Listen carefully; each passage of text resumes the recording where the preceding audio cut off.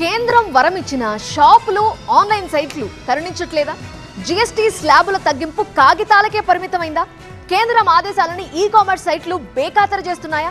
GST తగ్గినా రేట్లు తగ్గించట్లేదా? పాత రేట్లకే సరుకులు అంటగడుతున్నారా? దీనిపై కేంద్రం కొరడా జుడిపించడానికి సిద్ధమైందా?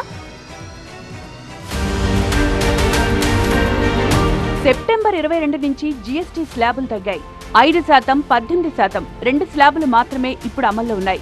దీంతో కార్లు, ఏసీలు, రిఫ్రిజిరేటర్లు, ఎలక్ట్రానిక్ గూడ్స్ తో పాటు నిత్యావసర సరుకుల ధరలు కూడా తగ్గాయి. అయితే కేంద్రం జీఎస్టీ తగ్గించిన కొన్ని దుకాణాలు, ఆన్లైన్ కామర్స్ సైట్లు రేట్లు తగ్గించకుండా దందా చేస్తున్నాయి. దీనిపై కేంద్రానికి ఇప్పటికే 3000 వరకు ఫిర్యాదులొచ్చాయి. దీంతో దుకాణాలు, మరీ ముఖ్యంగా ఈ కామర్స్ సైట్లు, యాప్లపై జీఎస్టీ అధికారులు నిఘా పెట్టారు. ఇక 54 నిత్యావసర సరుకుల రేట్లు గతంలో ఎలా ఉన్నాయి, ఇప్పుడెలా ఉన్నాయనే దానిపై జీఎస్టీ టీంలు ఆరా తీస్తున్నాయి. ఇక బిల్లుల మీద జీఎస్టీ డిస్కౌంట్ అని, జీఎస్టీ బచత్ ఉత్సవ్ అని కంపల్సరీగా ఉండాలి. కొత్త జీఎస్టీ రేట్లతో తమ కస్టమర్లకు ఎంత లాభం వచ్చిందో డేటా ఇవ్వాలి. అవేవీ లేకుండా పాత రేట్లకే సరుకులను, వస్తువులను అమ్మేస్తోన్న వాళ్లపై చర్యలు తీసుకోవడానికి జీఎస్టీ బృందాలు కసరత్తు చేస్తున్నాయి. దీనికి సంబంధించి బడా ఈ కామర్స్ ప్లేయర్స్ నుంచి వివరణ కోరింది కేంద్ర ప్రభుత్వం. జీఎస్టీ తగ్గుదల తర్వాత రేట్లను తగ్గించని ఈ కామర్స్ కంపెనీలకు కేంద్రం ఘాటు వార్నింగ్ ఇస్తోంది. ఇక కేంద్రం జీఎస్టీ రేట్లను తగ్గించింది. అయితే ఈ తగ్గింపు వినియోగదారులకు నిజంగా చేరుతుందో లేదో తెలుసుకోవడానికి జీఎస్టీ టీమ్స్ ఆన్లైన్ షాపింగ్ సైట్లపై నిఘా పెట్టాయి. వాటిలో డిస్ప్లే చేస్తున్న రేట్లను పరిశీలిస్తున్నారు అధికారులు. ఈ రేట్ల తగ్గింపు ప్రయోజనం ఖచ్చితంగా వినియోగదారులకు చేరాలని ప్రభుత్వం చూస్తోంది.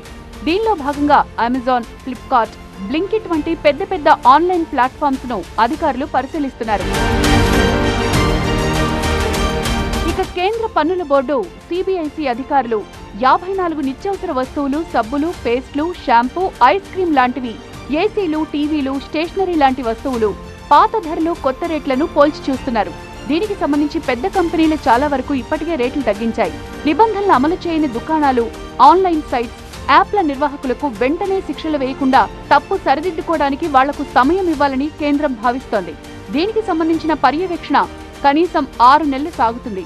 ఇక జీఎస్టీ తగ్గించినా ధరలు తగ్గలేదని లేదా తప్పుగా తగ్గింపు చూపిస్తున్నారని అనిపిస్తే ప్రభుత్వానికి ఫిర్యాదు చేయొచ్చు. జీఎస్టీ అధికారులు ఆరా తీస్తుండటంతో కొన్ని బడా కంపెనీలు రేట్ల తగ్గింపును తమ బిల్లుల్లో డిస్ప్లే చేస్తున్నాయి. అయితే మరికొన్ని ఇంకా స్పందించలేదని తెలుస్తోంది. ఈ పండుగ సీజన్లో రేట్ల తగ్గింపు ప్రయోజనం వినియోగదారులకు చేరేలా కేంద్రం అన్ని చర్యలు తీసుకుంటోంది. కంపెనీలపై ఫిర్యాదులొస్తే వెంటనే చర్యలు తీసుకుంటున్నారు.